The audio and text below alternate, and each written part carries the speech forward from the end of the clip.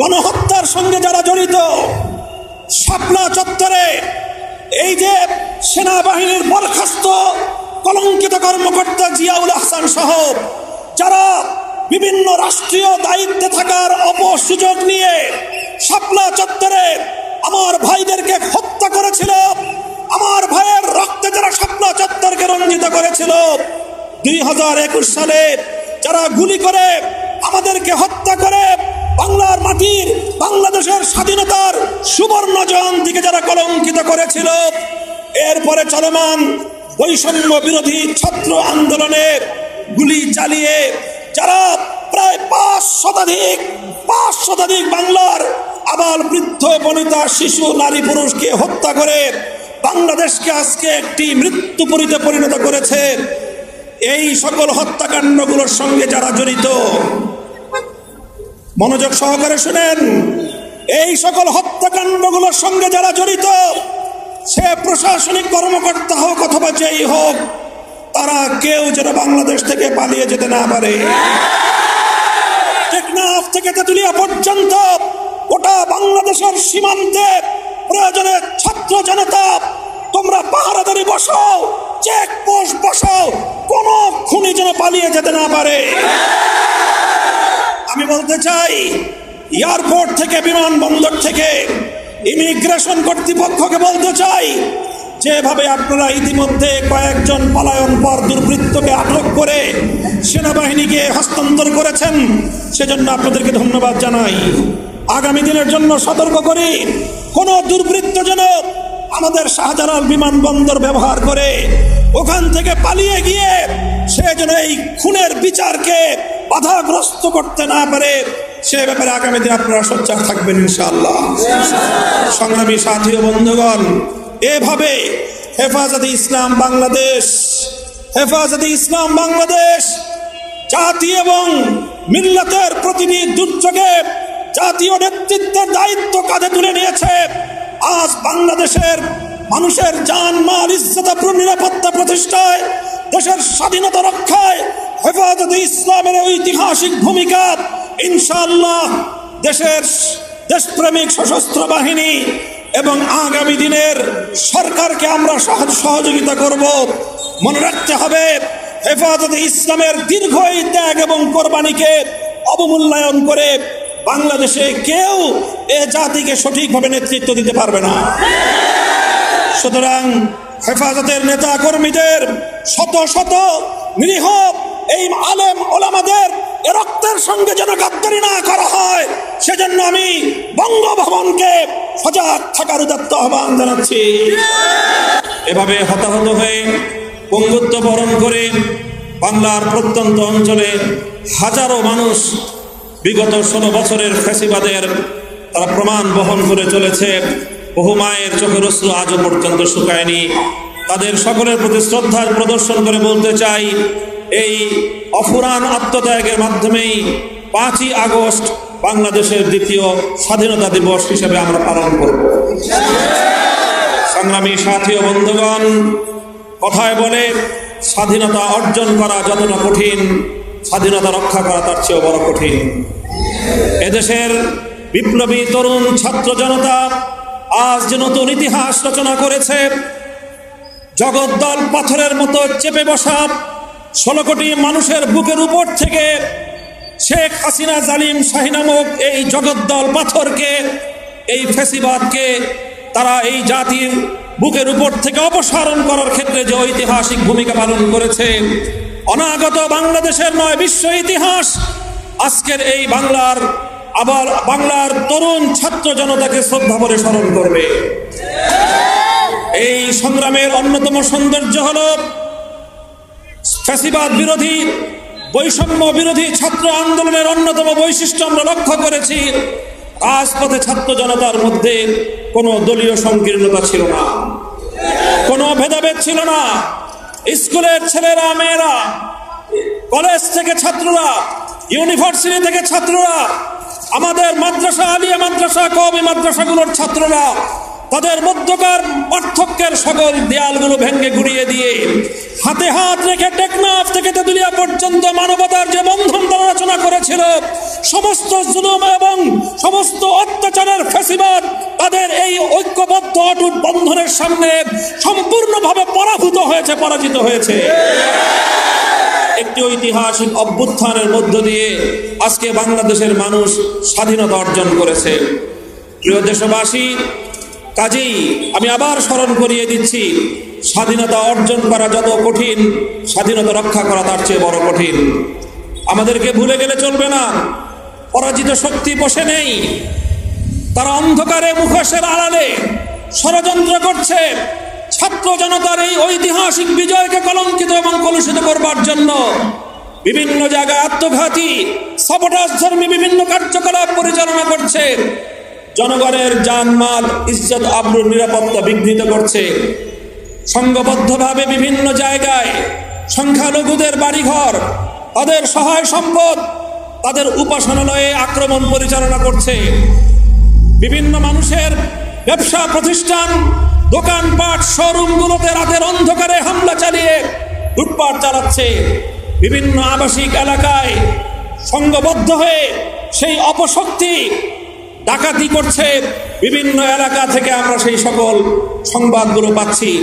মহাসড়কে তারা সংঘবদ্ধ হয়ে সর্বসাধারণের সকল সহায় সম্পদ তারা লুণ্ঠন করছে। কাজে এই ক্ষেত্রে আজকে ছাত্র জনতাকে, শান্তিপ্রিয় জনতাকে একটি ঐতিহাসিক ভূমিকা পালন করতে হবে। দেশপ্রেমিক সেনাবাহিনীর সাথে কাঁধে কাঁধ মিলিয়ে বাংলার 55,000 বর্গ মাইলকে এই দুর্বৃত্তায়ন থেকে আমাদেরকে মুক্ত রাখতে হবে। এজন্য আমি বলবো, আমরা দেখছি ঢাকার শহর সহ বাংলাদেশের প্রতিটি শহরে আজকে ছাত্র জনতা তারা ট্রাফিকিং এর মাধ্যমে সড়কে যে অভূতপূর্ব শৃঙ্খলা ফিরিয়ে এনেছে।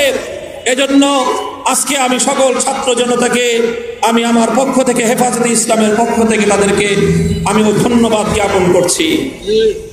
শুধু সড়কে শৃঙ্খলা প্রতিষ্ঠার মাধ্যমেই আমাদের দায়িত্ব ক্ষান্ত হবে না, রাষ্ট্রের প্রতিটি গুরুত্বপূর্ণ স্থাপনায় প্রহরা বসাতে হবে।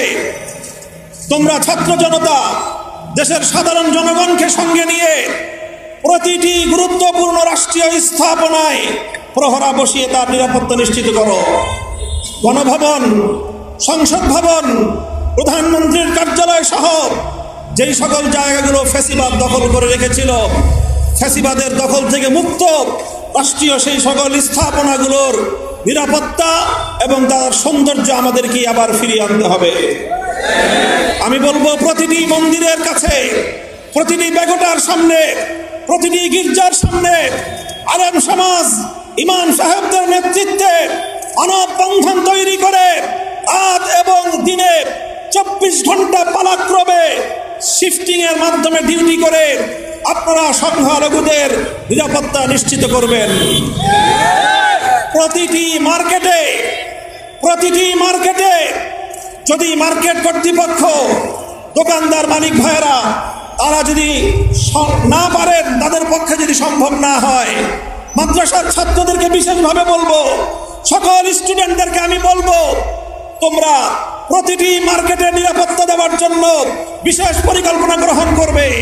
প্রতিটি মার্কেটে সারা রাত পাহারা দিয়ে দুর্বৃত্ত এবং ডাকাতদের হাত থেকে এবং সাবোটাজকারী পরাজিত শক্তির আক্রমণ থেকে আমাদের ব্যবসায়ী ভাইদের জানমাল এবং তাদের সম্পদের নিরাপত্তা নিশ্চিত করতে হবে। প্রতিটি আবাসিক এলাকায় পালাক্রমে ছোট ছোট গ্রুপ করে পালাক্রমে সারা রাত প্রয়োজনে পাহারাদারি করে দুর্বৃত্ত এবং ডাকাতদের হাত থেকে দেশের মানুষের জানমালের নিরাপত্তা নিশ্চিত করতে হবে। ঠিক তেমনি ভাবে গোটা বাংলাদেশের প্রতিটি জায়গায়, রাস্তায় রাস্তায়, প্রয়োজনে গুরুত্বপূর্ণ সড়কগুলোতে, মহাসড়কের পাশে যে সকল মাদ্রাসাগুলো রয়েছে, আমি হেফাজতে ইসলামের পক্ষ থেকে বাংলাদেশের প্রতিটি মাদ্রাসার দায়িত্বশীলদের প্রতি উদাত্ত আহ্বান জানাবো। গোটা বাংলাদেশের সমস্ত মহাসড়কগুলো আলহামদুলিল্লাহ আমাদের বাংলাদেশের বিভিন্ন মাদ্রাসার স্থাপনার দ্বারা সুসজ্জিত রয়েছে। আপনারা ওই সকল মহাসড়কে মাদ্রাসার ছাত্র এবং শিক্ষকরা পালাক্রমে রাতে মহাসড়কে অবস্থান করে পাহারাদারি করবেন, যেন মহাসড়কে আর কোনো একটি ডাকাতির ঘটনা সংঘটিত হতে না পারে। সেই সঙ্গে লক্ষ্য রাখবেন, গণহত্যার সঙ্গে যারা জড়িত, শাপলা চত্বরে এই যে সেনাবাহিনীর বরখাস্ত কলঙ্কিত কর্মকর্তা জিয়াউল আহসান সহ যারা বিভিন্ন রাষ্ট্রীয় দায়িত্বে থাকার অপসুযোগ নিয়ে শাপলা চত্বরে আমার ভাইদেরকে হত্যা করেছিল, আমার ভাইয়ের রক্তে যারা শাপলা চত্বরকে রঞ্জিত করেছিল, 2021 সালে যারা গুলি করে আমাদেরকে হত্যা করে বাংলার মাটির, বাংলাদেশের স্বাধীনতার সুবর্ণ জয়ন্তীকে যারা কলঙ্কিত করেছিল, এরপরে চলমান বৈষম্য বিরোধী ছাত্র আন্দোলনের গুলি চালিয়ে যারা প্রায় 5 শতাধিক বাংলার আবাল বৃদ্ধ বনিতা শিশু নারী পুরুষকে হত্যা করে বাংলাদেশকে আজকে একটি মৃত্যুপুরীতে পরিণত করেছে, এই সকল হত্যাকাণ্ডগুলোর সঙ্গে যারা জড়িত, মনোযোগ সহকারে শুনেন, এই সকল হত্যাকাণ্ডগুলোর সঙ্গে যারা জড়িত, সে প্রশাসনিক কর্মকর্তা হোক অথবা যেই হোক, তারা কেউ যেন বাংলাদেশ থেকে পালিয়ে যেতে না পারে। টেকনাফ থেকে তেঁতুলিয়া পর্যন্ত গোটা বাংলাদেশের সীমান্তে প্রয়োজনে ছাত্র জনতা তোমরা পাহারাদারি বসাও, চেকপোস্ট বসাও, কোন খুনি যেন পালিয়ে যেতে না পারে। আমি বলতে চাই, এয়ারপোর্ট থেকে, বিমানবন্দর থেকে, ইমিগ্রেশন কর্তৃপক্ষকে বলতে চাই, যেভাবে আপনারা ইতিমধ্যে কয়েকজন পলায়ন পর দুর্বৃত্তকে আটক করে সেনাবাহিনীকে হস্তান্তর করেছেন, সেজন্য আপনাদেরকে ধন্যবাদ জানাই। আগামী দিনের জন্য সতর্ক করি, কোন দুর্বৃত্ত যেন আমাদের শাহজালাল বিমানবন্দর ব্যবহার করে ওখান থেকে পালিয়ে গিয়ে সে যেন এই খুনের বিচারকে বাধাগ্রস্ত করতে না পারে, সে ব্যাপারে আগামী দিনে আপনারা সোচ্চার থাকবেন ইনশাআল্লাহ। সংগ্রামী সাথী ও বন্ধুগণ, এভাবে হেফাজতে ইসলাম বাংলাদেশ জাতি এবং মিল্লাতের প্রতিটি দুর্যোগে জাতীয় নেতৃত্বের দায়িত্ব কাঁধে তুলে নিয়েছে। আজ বাংলাদেশের মানুষের জান মাল ইজ্জত নিরাপত্তা প্রতিষ্ঠায়, দেশের স্বাধীনতা রক্ষায় হেফাজতে ইসলামের ঐতিহাসিক ভূমিকা ইনশাআল্লাহ দেশের দেশপ্রেমিক সশস্ত্র বাহিনী এবং আগামী দিনের সরকারকে আমরা সহযোগিতা করব। মনে রাখতে হবে, হেফাজতে ইসলামের দীর্ঘ এই ত্যাগ এবং কোরবানিকে অবমূল্যায়ন করে বাংলাদেশে কেউ এ জাতিকে সঠিকভাবে নেতৃত্ব দিতে পারবে না। সুতরাং হেফাজতের নেতা কর্মীদের শত শত নিরীহ এই আলেম ওলামাদের রক্তের সঙ্গে যেন গাদ্দারি না করা হয়, সেজন্য আমি বঙ্গভবনকে সজাগ থাকার উদাত্ত আহ্বান জানাচ্ছি।